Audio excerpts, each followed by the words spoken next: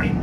رضينا بالله ربا وبالإسلام دينا وبمحمد النبي ورسوله. اللهم صل على سيدنا محمد وعلى آل سيدنا محمد. سبحان الله وبحمده سبحان الله العظيم. سبحان الله والحمد لله ولا إله إلا الله والله أكبر ولا حول ولا قوة إلا بالله العلي العظيم. لا إله إلا أنت سبحانك إنا كنا من الظالمين. ربي يسر ولا تعسر يا كريم. ربي تمم بالخير وتمم تقصيرنا يا الله يا الله يا الله يا الله برحمتك يا أرحم الراحمين. اللهم إنك عفو كريم تحب العفو فاعف عنا. ربي يسر ولا تعسر يا كريم. ربي يسر ولا تعسر يا كريم. ربي يسر ولا تعسر يا كريم. ربي تمم بالخير.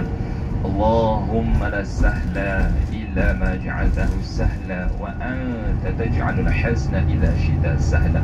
Ya Allah ya Tuhan kami, bantulah memudahkan segala urusan kami ya Allah. Ya Allah janganlah Engkau mempersulitkan segala urusan kami ya Allah.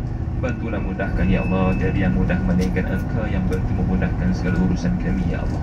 Rabbana atina fid dunya hasanah wa fil akhirati hasanah wa qina adzaban nar. Wa sallallahu ala sayyidina Muhammad wa ala alihi wa sahbihi wa baraka wa sallam. Walhamdulillahi rabbil alamin. Amin ya rabbal alamin. Alhamdulillah thumma alhamdulillah. Haji dan hajah, ibu dan ayah yang saya kasihi lagi dirahmati oleh Allah Subhanahu wa taala sekalian. Alhamdulillah hari ini adalah hari yang ketiga kita berada di tanah suci Mekah Al-Mukarramah.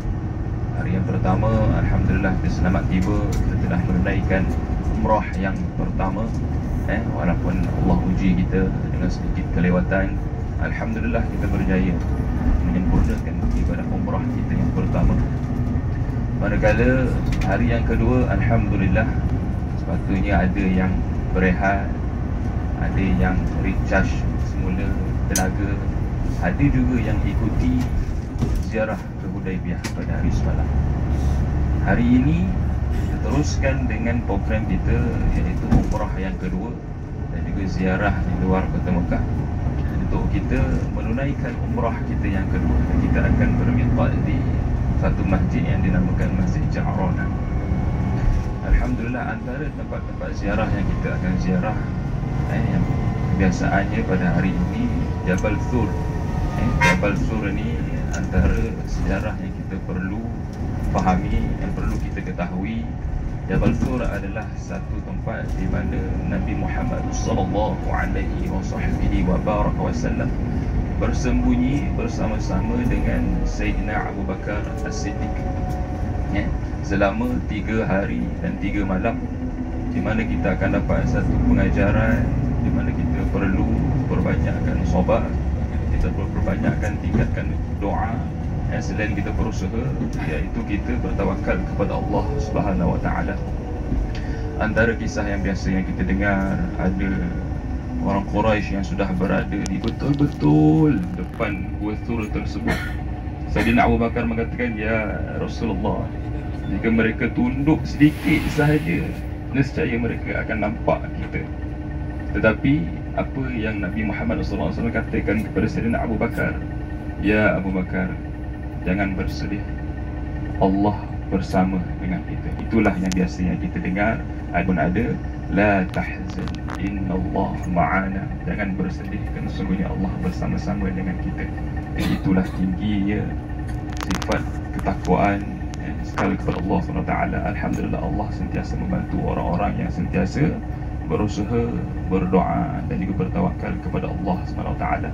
Ada juga sedikit cerita yang biasa kita dengar antara makhluk yang Allah SWT kurniakan untuk membantu Nabi Muhammad SAW, iaitu ada yang sarang laba-laba, ada yang burung merpati yang sedang bertelurnya. Itu yang menandakan bahawa tiada orang yang boleh masuk ke dalam Gua Thur. Itulah yang menyebabkan Allah membantu untuk menyembunyikan Nabi Muhammad SAW di dalam Gua Thur tersebut. Alhamdulillah. Seterusnya selepas ke Gua Thur, kita juga akan meneruskan perjalanan kita ke Masy'aril Al-Haram. Antara tempatnya adalah Padang Arafah. Padang Arafah ini adalah satu tempat yang jemaah haji kita akan berwukuf di Arafah. Sebagaimana baginda Rasulullah SAW bersabda, haji adalah Arafah. Jadi mereka yang tidak berwukuf di Arafah maka tiadalah haji bagi jemaah tersebut. Jadi di situlah ada yang banyak cerita yang biasa kita dengar. Katanya di situlah bertemunya Nabi Adam dan Hawa. Kita boleh percaya, namun kita tidak perlulah untuk mengembang-gemburkan cerita tersebut. Tapi apa yang kita pasti, itulah satu tempat yang doanya mustajab, dan itulah kebiasaannya kita memanjatkan doa sebanyak mananya kita perlu panjatkan doa, kerana itulah hari yang Allah membebaskan ramai hamba-hambanya daripada neraka. Jadi selepas kita dah berziarah ke Padang Arafah, insya-Allah kita akan teruskan ke Masyairul Haram yang seterusnya, Muzdalifah.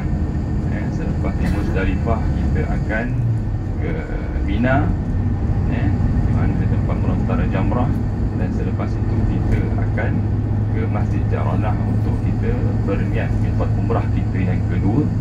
InsyaAllah, moga-moga kita teruskan berdoa, kita teruskan zikir kita dengan salawat kita kepada junjungan besar Nabi Muhammad SAW, agar Allah sentiasa membantu memudahkan segala urusan kita, baik untuk hari ini dan juga pada hari yang seterusnya, sepanjang kita berada di tanah suci Makkah dan Mukarramah, insya-Allah. Oleh itu saya memberikan semula kepada Syekh Maulana Mudir Kabir kita, iaitu Ustaz Najamuddin, untuk membantu meneruskan lagi, berkongsi lagi sejarah-sejarah Islam yang lebih terperinci, insya-Allah. Pada tafadhal ya Ustaz Najamuddin.